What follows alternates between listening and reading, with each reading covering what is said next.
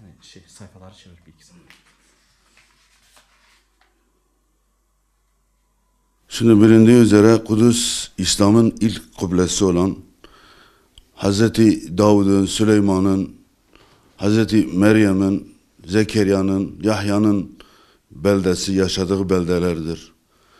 Kudüs, Müslümanların ilk kıblesi olma münasebetiyle bütün Müslümanlar için Kudüs, Kabe ne kadar önemliyse, Mekke ne kadar önemliyse Kudüs de bütün Müslümanlar için o kadar önemlidir. Kudüs bilindiği üzere defalarca işgal edildi.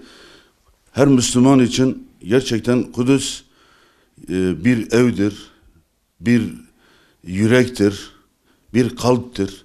Kalpler nasıl işgal edildiyse Kudüs'te o şekilde Müslümanların önemsemesi lazım. Kudüs'ün işgali bütün ümmetin evinin, kalbinin, yüreğinin işgal edilme demektir.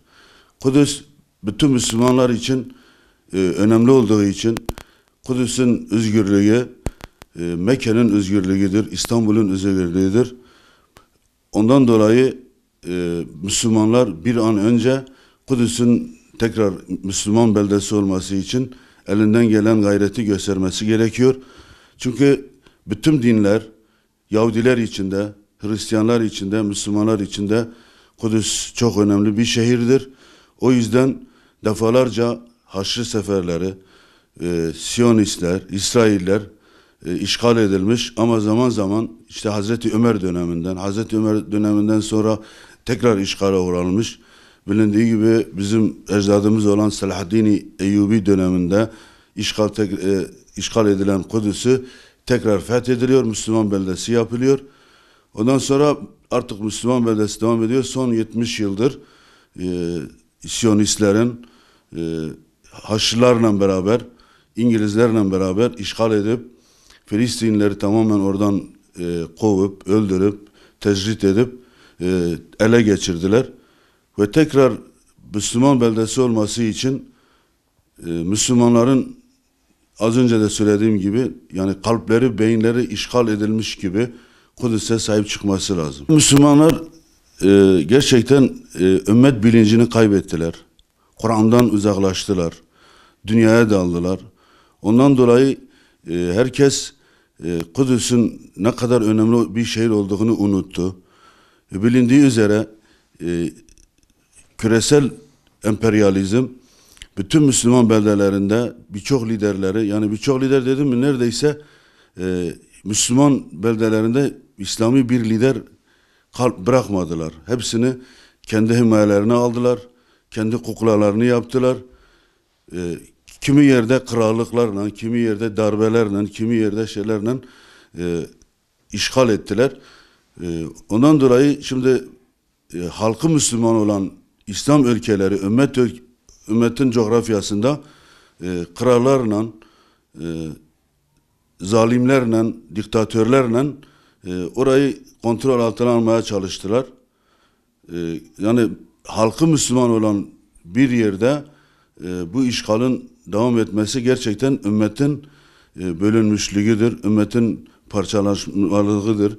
Ümmet eğer birlik olursa, İslami bir bilinç olursa tekrar o kutlu günlerimiz yakındır inşallah diyorum.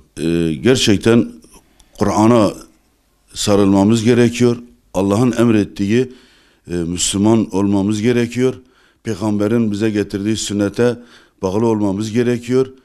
Birlik olmadığımız müddetçe bölünmüşlük olursa hiçbir zaman ne Kudüs, ne Mekke, ne Medine özgür olur, ne de İstanbul özgür olur. Şimdi birlik olmamız için, vahdetin gerçekleşmesi için herkes benliğini bırakıp Allah rızası için Kur'an'a ve sünnete tekrar sarın. Hani Allah-u Teala ayette diyor, ey iman edenler iman ediniz. Herkes kendi imanını gerçekten bir gözden geçirmesi lazım. Tekrar iman etmek, tekrar Kudüs'e sahip çıkmak, tekrar Mekke'ye, Medine'ye sahip çıkmak, tekrar kendi İslam beldelerine sahip çıkmak. Tabi bunlar mesela öne çıkan bazı beldeleri söylüyoruz. Aslında bizim için Kahire'de öyle, İstanbul'da öyle, Ankara'da öyle. Efendime söyleyeyim Myanmar'da öyle. Şimdi her Müslüman ümmet bilinciyle hareket etmesi lazım. vahdetin gerçekleşmesi için benliğini ortadan bırakıp Allah rızası için birlik ve beraberlik, Allah-u Teala ayette diyor, hep birlikte Allah'ın ipine sımsıkı sarılın. Yani buradaki ifade gerçekten sımsıkı sarılmak ve tekrar vahdeti gerçekleştirmek için yapmamız gereken tek şey budur diye düşünüyorum. Bizim en büyük örneğimiz Peygamber Efendimiz döneminde İslam kardeşliği. Gerçekten okuduğumuzda o İslam kardeşliğin hepimizin, bütün Müslümanların sürekli kullandığı, sürekli okuduğu Hayat-ı Sahabe'de bunları görüyoruz ama biz zannediyoruz ki bunlar işte geçmişlerin hikayesidir. Haşa, yani böyle bir şey yok da sanki böyle bir kardeşlik olmaz mı diye düşünüyoruz. Oysa Allah-u Teala bizi kardeş kıldı. O yüzden sahabenin hayatına baktığımızda Mekke'den Medine'ye göçen sahabeler o kadar işi ileriye götürüyorlar ki, bildiğiniz üzere diyor, işte isterseniz bir eşimi boşayıp siz alın. Kendi mallarının yarısını kardeşine veriyor. Evin yarısını kardeşiyle bölüşüyor. Savaşa gittiklerinde gelen oka kardeşime ok değmesin, kendi okun önüne atabiliyor. Yani onun ona gelecek tehlikeyi kendi gözünü, kendi yüreğini önüne koyarak ona kendini feda ediyor. İşte bu fedakarlık gökteki yıldızlar olan sahabelerde görüyoruz. Aslında biz de bunları yapmamız gerekiyor. Çünkü biz de kardeşlerimiz için fedakarlık yapmamız gerekiyor. Kardeşlerimiz için fedakarlık yaptığımızda inancın olsun, yine de o asr-ı saadetin şeyini yine yaşayacağız. Çünkü Allah-u Teala her dönemde asr-ı saadette olduğu zaman yine o eski özlediğimiz kardeşlik, vahdeti beraber göreceğiz. Bunun en büyük örneği belki biraz şey olacak ama Mavi Marmara'da Allah'ın ayetlerini biz orada gördük yani. Çünkü adamlar bu kadar saldırmalarına rağmen, birçok kardeşimizi şehit etmelerine rağmen kimse geri adım atmıyordu. Bir an önce ileri atılıyordu. Elimizdeki sopalarla, şeylerle o silahlara karşı nasıl direndiğimizi, yani bu dönemde de bunu olabileceğini biz gösterdik. 15 Temmuz'da da biz bunu Türkiye'de gösterdik.